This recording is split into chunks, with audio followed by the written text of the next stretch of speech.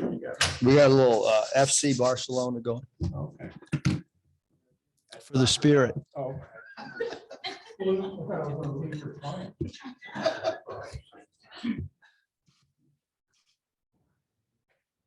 All right, everybody good up running? We good? Good? All right, Bob, you start. Yeah, but we saw Mike's mentioned, Nick had his finger taped up. I guess how's he doing? Is he okay for the tour? Yeah, I think with Nick right now, it's just day by day. He'll go back to the doctor on Friday. And sorry, that's me. Please don't find me. He'll go back to the doctor Friday, get reevaluated, and might play, might not. We'll just see what the doctor. And then obviously before we play a game, we still have some days. So just have to see how the swelling is, and that'll be up to Nick, the doctor, and Matt. I guess, which day did he hurt it, and what happened? He heard it 2 days ago. Yeah. And so is Ricky Council's birthday today? Ricky Council's birthday. My keen reporting instincts kicked in when you guys were singing happy birthday. Some of the guys said last week, I think it was Nick that said, man, I thought I was an athlete till I saw Ricky. What do you think about Ricky's athleticism? And I guess he slapped the backboard. We noticed that in practice last week and bent the rim, but I guess it retracts back. Just what do you think about his athleticism, what he can do around the rim? Yeah, no, Ricky's a great athlete. He adds a dimension to our transition break as a 3-man that can make a feet set three and can also, catch and finish lobs. He's a good basket cutter. He's a high volume free throw attempt player. Defensively, we want him to continue to improve and evolve because he has the tools to be a really, really good defender. But athletically, he'll be, in the top percentile of our league for sure. And our league's as athletic as any league in the country, probably the most athletic league in the country. So you're talking about one of the best athletes across the board collegiately right now. I guess when you were scouting him, watching him on tape, did you realize, did he show that kind of athleticism at Wichita? And how attractive was that to you to say, hey, we want a guy who's that athletic? Yeah, we saw the athleticism for sure. Obviously we had Trey Wade to bounce ideas off of how we could use him, how Trey felt that he would fit in here. But from an evaluation standpoint, I think you could see the ability to draw free throws attempted and the quick first step off the bounce and the finishing ability in transition. Two practices now, the intensity seems really high in what you guys are doing. Is that typical for July spilling into August? Is it mainly because of this extra time and games coming up, or? No, I think, Kevin, if you guys were able to come into any practice, I mean, today was probably a 6 on a 10 for a normal. We do, even when we're in our normal 4 hours prior to preparation for this, we practice. Our goal is to have everything in by September 1, and then go back in September and October and clean things up and maybe add a little bit. But right now we have 3 press breaks. We have, I think, 5 zone offensive sets in. We have, I think, 19 to 20 half court sets, 7 baseline out of bounds plays, 3 different ways to defend the pick and roll. So we have a lot in. It doesn't mean that we won't be sloppy with our execution. But when we come back in September, we're not going to have to slow down to teach. They know where to go. We do need some guys to maybe learn 2 positions instead of just 1. And then there's a handful of guys that we'll need them to learn 3 positions. But today was as tired as I've seen our group, to be honest, because, the 10 practices is unusual at this time of year, obviously, unless you have a foreign tour. Coach, you've talked a lot about the leadership of Devo and how important that is to this team. I'm curious what you've seen in terms of the evolution of his game. Yeah, I mean, Devo's, right now he's a guy that, a big word is like, who are you going to trust in a game? and he's earned our trust. Obviously, the role that he had as a freshman on an Elite Eight team, his role increased as the stakes rose. I think about the steal that he had at Kentucky and some of the stuff that he did as a freshman down the last 15 games of the season and a really good sophomore year. And I know that he's one of the most experienced players in the SEC. Doesn't really matter what he does in the 4 games in Italy and Spain. I mean, he's the one guy that I have a really good comfort zone for who he is as a player. And certainly with all of our guys, we expect them to improve across the board. He's been putting in extra time shooting, needs to continue to improve as a shooter for sure. In terms of the newcomers that you have you seen anybody emerge alongside of him, maybe as a voice or a tone setter in practice?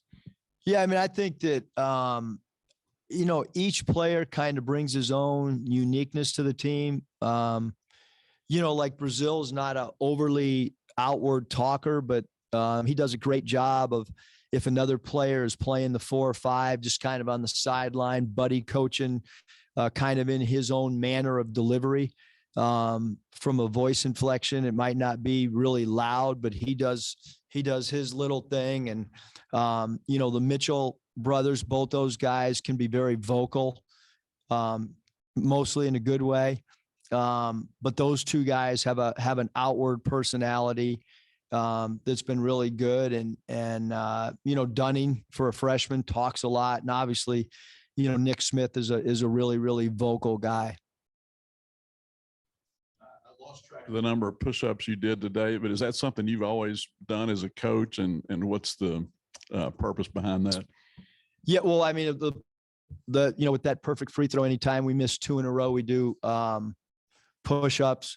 And my dad would do it, so I guess I took it off him. It was either planks or push-ups or sit-ups. My dad's thing was, the minute you can't demonstrate, get out of coaching. I'm not sure everybody buys into that, but that's the roof that I grew up under. So if our players are going to do push-ups, I should probably be able to, although was a little worried after that was a few extra push-ups than normal. And I was worried about my workman's comp and my left shoulder, whether that rotator cuff was going to pop back out or not. Seen you guys, I guess, get in huddles like a football team and break huddles like a football team. I guess just why did you guys implement that? And I guess, did you kind of take that from visiting with some teams in the offseason? Or I guess just kind of what's the genesis of that? Yeah, just, I was fortunate enough to spend a few days with the Carolina Panthers and got to speak at their retreat. They had a coaches retreat with their general manager and Matt Rule and their entire coaching staff. Really cool to be invited to that and to be able to, be a part of it and sit and listen to them in their discussions on leadership, on their discussions on how they wanted to conduct training camp. Got to sit in on their first meetings. I sat in, and took some things away. And one of the things I took away was the togetherness of a football team, especially in their individual breakout rooms. And just felt like, that was something new that we wanted to add that we've never done. Because we all know that, in a game, some guy might not be happy with his role or shots or whatever. And I thought the huddle ready break kind of adds a little bit of togetherness that you don't splinter. Never seen a basketball team do it, but we'll be doing it all year, hopefully. In games, I plan on doing it in games. Somebody strays, I don't know what the disciplinary actions will be, but I do like that. And secondly, just what have your impressions been lately of Jalen Graham, and just maybe what may you want to see more from him? Just which areas? Yeah, I mean, Jalen's a really good offensive player around the basket. The pace of practice, he has not missed anything. So that is maybe a change for him based on what he told us, maybe what his off seasons have been like in his prior years in college. His participation's been 100%. So that alone is a step in the right direction. You know, we want to continue for him to understand the pace of our culture. But he was one of the first guys to pass his mile time. And like I said, he's not been kicked out of practice. He passed his mile. He doesn't have we put our depth chart up the other day of the names in green were go guys, meaning you're still alive to start in the first game.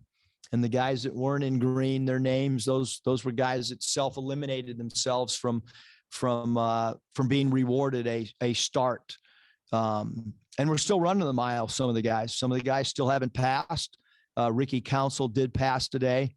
So that's one less guy that has to run that thing. But yeah, Jalen's, I mean, we envision him being a guy that we can throw the ball to on the elbow, mid post, and deep post, and use him as an offensive threat because that's really his strength. He's pretty comfortable out on the floor too with dribble handoffs, and he's really good at faking DHOs and keeping it. Has a really good offensive spin move as well. Maybe he says, and I missed it, but with Nick, is it like a sprained finger or like a little hairline thing or what? You know what it is? I just know he's day to day, and medically it's not a break. It's at one point it was like a ligament, and then with further testing, it's basically a deep bone bruise is what it is now. And our doctors were great. I mean, they X-ray, MRI, and as they gathered more information, it was just a deep bone bruise. I guess you're doing so good. I forgot to ask you about your shoulder. I didn't even think about it when you're out there doing all those push-ups. So is the shoulder feeling 100%?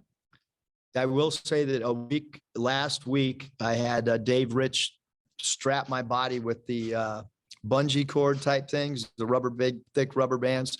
And I tried to do one push-up. So I've made incredible strides, Bob, in the last week. I think you guys must have done about 100. Somebody said 90. It was So 10. close. It was a lot of tens. And then, hey, a lot of these foreign teams, are these like older guy teams, do you know, or late 20s, 30s? And We might have to have a press conference with Riley Hall. yeah. Because I didn't schedule. I just told him, hey, this is where we want to go and get us as many games as you possibly can. Most teams only play 3 games. 4 games is one less than I would have wanted. At Nevada, we played 5, but it'll be good. It'll allow us to do some stuff that maybe we hadn't originally planned. One of the days now, we got an opportunity to maybe go to Switzerland real quick, but it would be on the day of the game. But it would allow us another country for our guys to visit. So not many programs can do a foreign tour in this short a time and be able to go to 3 different countries. But I don't know who we play. Ricky, did you like him slapping the backboard? Maybe that's allowed in FIBA, and just how's he doing as an older guy? How's he doing from like a leadership standpoint, would you say? Yeah, I think he's, I think for most of our new guys, it's like, all right, there's a lot of sets coming at us, a lot of defensive schemes. So it's a little bit harder for some of those guys to be real verbal at this juncture. Now, once we get back in September, I hope that through the 4 games of video that we'll be able to send to our guys and talk through that all the new guys will be a little bit more vocal. But right now, Ricky, as well as almost all of them, kind of leadership through effort, I guess is the best way of saying it. Is he a good leader that way? Yeah, he goes really hard. He attacks the rim when we go live, doesn't take plays off. Offense is a little bit ahead of his defense right now. But he should be a really good defender with his athleticism and his length. How would you assess what you've seen from Ford, Pinion, and Dunning so far this summer? Is there anything in particular that stands out about those 3 or maybe an area of growth that you've seen from them so far? Yeah, I think all 3 of those guys, I think that they're no different than most freshmen. They're going to have ups and downs, and we have a really good team. Like, there's no doubt we have a really, really talented team. We have a really deep team. And so they're probably trying to figure out, their way. I mean, they've been a part of college basketball for all of 9.5 weeks. So that's not very long. It would be very unfair to look at the 9.5 weeks with the way we do things, which is we do not go live very often at all. We do a lot of drills, a lot of football stations, 3-man stations, 4-man stations. They rotate. So I think that, we'll go through these 4 games, Curtis, and then get to, but I have Barry Dunning's, he's had some practices where I thought he was as good as anybody that we had out there. Very interesting with our former players that have come in and played pickup ball.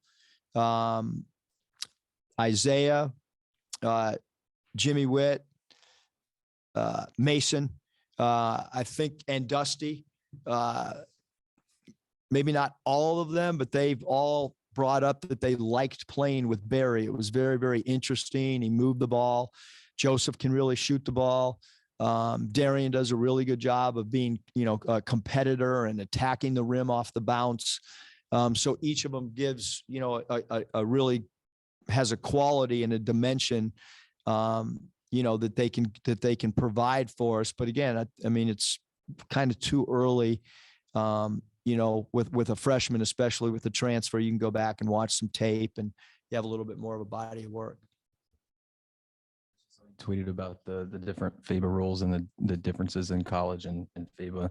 How have the guys adapted well to that? And I'm curious too, with like the shorter shot clock and the shorter time you have to get the ball across half court, if there's like a sample there where you can maybe analyze whether you guys playing a little bit quicker might be able to carry over maybe regular season.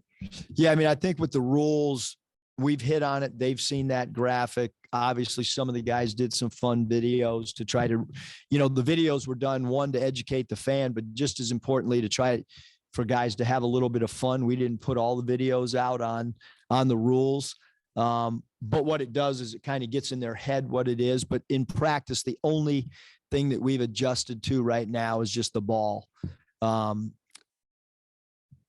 think that the players, the media, my wife, everybody's going to be shocked at how many travel calls we have early on. My experiences with American players that have a really good first step, that's called at a high frequency against teams from the U.S. So look for a lot of travels early and then look for some adjustments. We're not going to go out here and work on tapping the ball off the rim because you're allowed to do it in FIBA because we got 4 games and I really don't want any bad habits. So if we have an 8-second call in the backcourt, I'll probably get mad in the moment, but we're not going to really practice those rules. We got to stick to our rules that we have to play for 30 games that really count and really matter.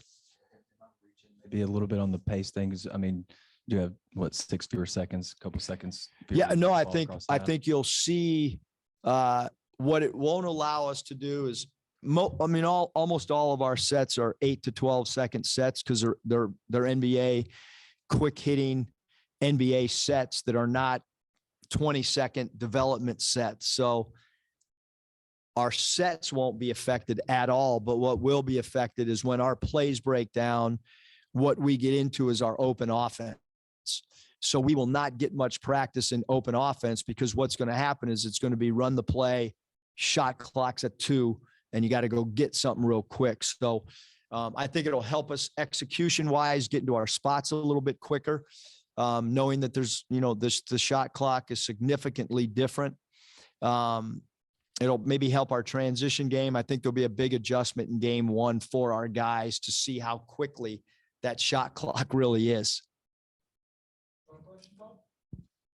You mentioned the refs and we talked about your national experience the other day. Do you work like these refs, like you would in a college game, or did you ever get technicals like when you were coaching international ball before? Yeah, probably more technicals in international than normal. They're a little bit stricter on demeanor on the sideline. And do you worry about, talk about home court advantage. You're in Europe. Are the refs over there, do they kind of stick it to American teams or do they call fair games? What is your experience been? Or? I mean, we're not going to get any good whistles, but again, I don't anticipate a lot of, fans. I don't know what it'll be like because I have, these are two countries that I haven't played games in. So we don't know what the crowds will be like, and you got to learn to play through whistles anyhow.